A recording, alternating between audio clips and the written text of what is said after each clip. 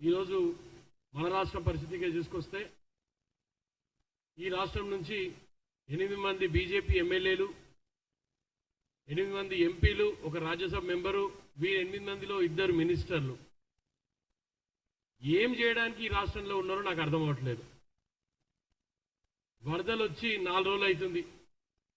ఈ రోజు వరకు ఒక్కరు కూడా విజిట్కి పోలేదు. కనీసం ప్రజలు ఎట్లున్నారని కనుక్కోవడానికైనా సరే ఆ ప్రాంతాన్ని విజిట్ చేసిన పాపాన ఈ బీజేపీకి సంబంధించిన ఎంపీలు కానీ ఎమ్మెల్యేలు కానీ ఆ ప్రాంతానికి పోకపోవడం, అక్కడ ప్రజలకి కనీసం ఏం జరుగుతుందని తెలుసుకునే పరిస్థితిలో వీళ్ళు లేరా అని నేను అడుగుతున్నా. చాలా పెద్ద పెద్ద మాటలు మాట్లాడుతుంటాడు వాళ్ళ ఎల్ఓపి మహేశ్వర్ రెడ్డి గారు. మేము ఇంత పొడవు అంత పొడవు అంటాడు.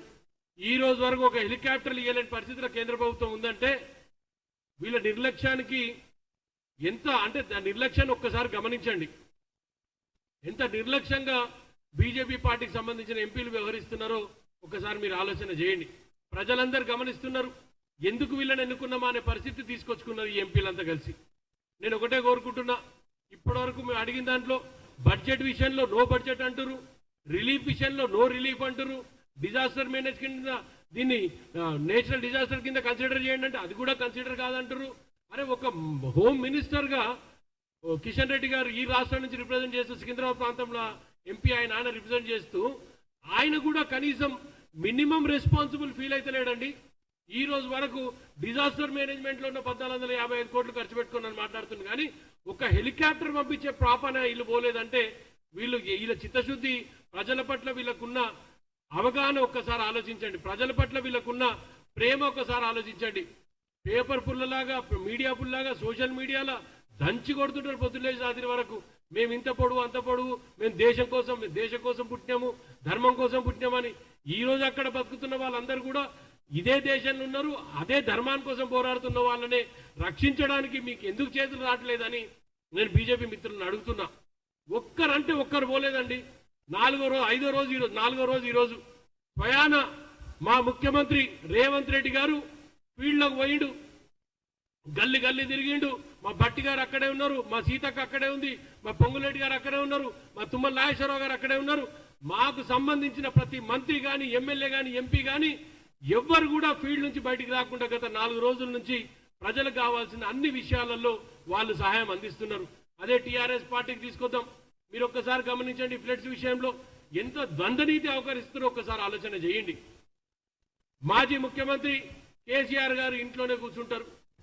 బడ్జెట్ ఈ రోజు మేము అడిగితే చీల్చి చెండాడుతా అని మాట్లాడిండు. ఈ రోజు చీల్చుడు లేదు, చెండాడు లేదు. ఎంత అంటే కనీసం ఇంత పెద్ద విపత్తు జరుగుతుంటే ఇంత పెద్ద సహాయ చర్యలు చేయాల్సిన అవసరం ఉంది. ఒక మానవతా దృక్పథంతోనైనా కనీసం ముందుకు రావాల్సిన అవసరం ఉంది. పార్టీలు పక్కన పెట్టండి, పార్టీలు ఉంటాయి పోతుంటాయి, కానీ మినిమం రెస్పాన్సిబుల్ గా మిమ్మల్ని ఎన్నుకున్న ప్రజలుగా మీకోసం నిలబడ్డారు. ఆ రోజు ప్రజలు మిమ్మల్ని ఎన్నుకున్నారు. ఇదే ప్రాంతంలో 39 మంది ఎమ్మెల్యేలను కూడా టీఆర్ఎస్ పార్టీకి అందజేసింది ఈ తెలంగాణ పబ్లిక్. వాళ్ళు కూడా మినిమం రెస్పాన్సిబిలిటీ అయితే లేరు. నిన్న ఖమ్మం జిల్లాలో జరిగిన ఘటన నిజంగా దురదృష్టకరం. ఏదైతే దాడి జరిగిందో టీఆర్ఎస్ నేతల పైన, ప్రాథమిక సమాచారం ప్రకారం, అక్కడ తెలిసిన సమాచారం ప్రకారం ఆ బాధితులు ఎవరైతే పువ్వాడ అజయ్ ఎక్స్ ఎమ్మెల్యే ఏదైతే చెరువును ఆక్రమించి ప్లాట్లు కబ్జా చేసి ప్లాట్లు చేసి ఎవరికైతే అమ్మిండో ఆ బాధితులు రాళ్ల దాడి చేసిందని ప్రాథమికంగా మాకు అక్కడున్న మా క్యాడర్ వల్ల ఇన్ఫర్మేషన్ రావడం జరిగింది. ఇదంతా గమనించండి. ఏదో బురదల్లి మా మీద బురదల్లి ప్రయత్నం చేస్తున్నారు. నేను క్లియర్ గా చెప్తున్నా, Harish Rao, this is primary mistake of your mister Ajay Puvvada. అక్కడ ఆయన చెరువుని కబ్జా చేసి ప్లాట్లు అమ్మిన బాధితులే వాళ్ళ మీద తిరగబడ్డారు, రాళ్లతో దాడులు చేసిరు తప్ప ఏ ఒక్కరు కూడా అంత ఆ అవసరం పడలేదు. కాంగ్రెస్ కార్యకర్తలు అందరికన్నా ఆ విషయాన్ని అసలు పట్టించుకునే అవసరమే లేదు. అతి ముఖ్యంగా మరొకసారి నేను క్లియర్ చేస్తూ బీజేపీ పార్టీ నాయకులకు ఆ భగవంతుడు కొంచెమన్నా సిగ్గు శరం పెట్టాలి. ఇప్పటికైనా ఒక్కసారి విజిట్ చేయండి. విజిట్ చేసి ఆ ప్రాంతంలో ఉన్న ప్రజలను ఆదుకునే విధంగా మేమున్నాం. కేంద్ర ప్రభుత్వం నుంచి నిధులు తెస్తాం, కేంద్ర ప్రభుత్వం నుంచి కావాల్సిన నిధులన్నీ కూడా మీకు అందజేస్తాం. కేంద్ర ప్రభుత్వం మీకు అండగా ఉంటుంది. మోడీ నాయకత్వాన ప్రభుత్వం ఏ ప్రభుత్వం ఉన్నా సరే కానీ ప్రజలకు అందుబాటులో ఉండాల్సిన అవసరం ఉన్నది. హెలికాప్టర్లు ఇవ్వలేని పరిస్థితిలో ఈ దేశ ప్రధాని ఉండంటే ఒక్కసారి గమనించండి ఎంత వివక్ష గురైతుంది తెలంగాణ ప్రాంతం.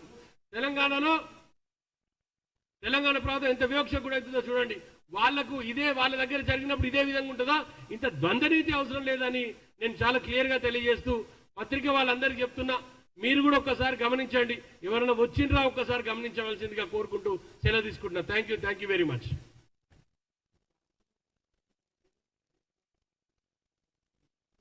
లేదండి, అది సపరేటు. రాష్ట్ర ప్రభుత్వం ఇస్తున్న 5 లక్షలు ప్యూర్లీ సపరేట్ అండి.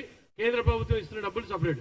కేంద్ర ప్రభుత్వం ఇప్పటికి కూడా వాళ్ళు ఇస్తారా లేకుంటే అదే డిజాస్టర్ డబ్బులకెళ్ళి తీసుకోమంటారా అనే దాని మీద ఇంకా క్లారిటీ అనేది కిషన్ రెడ్డి గారు, ఆ విషయంలో కూడా క్లారిటీ అడుగుతున్నాం మేము. థ్యాంక్ యూ అన్న.